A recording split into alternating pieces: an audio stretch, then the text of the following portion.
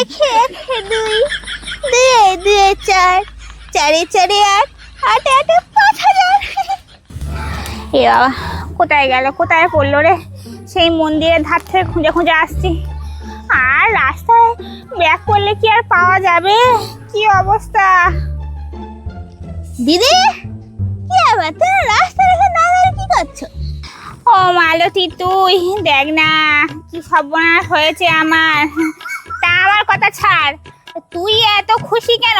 আস্তে আস্তে আসছিস।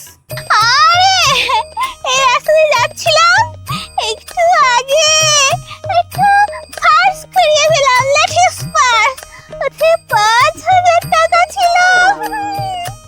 হ্যাঁ, কি বলছিস? ওহো, ওটা ওটা আমার ব্যাগ। বাবা, সেই সকাল থেকে খুঁজছি। ঠাকুর, তোমার অনেক অনেক ধন্যবাদ। আর গিয়ে ব্যাগটা তোর হাতেই পড়লো, তাগুলো সব আমি পেয়ে যাবো। দে দে ব্যাগটা দে। মরেছে, এখানে এসেই আর এই গল্পটা আমার দিতে হলো। ও দিদি, ওটা পেয়েছিলাম আর কি, পেয়েছিলাম। ও, ওই টাকা তো মন্দিরে গিয়ে দান করে দিয়ে আসলাম গো। তুমি জানো আমার কিরকম দয়ার শরীর, মন্দিরে গিয়ে দান করলাম ভিখিরিদের, ওই জন্য মনটা একদম উৎফুল্ল হয়ে উঠেছে। ওই জন্য নাচতে নাচতে আসছিলাম আর কি।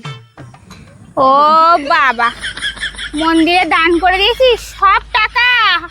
হ্যাঁ হ্যাঁ, সব দান করে দিয়েছি, 5,000 ছিল, সব দান করে দিয়েছি।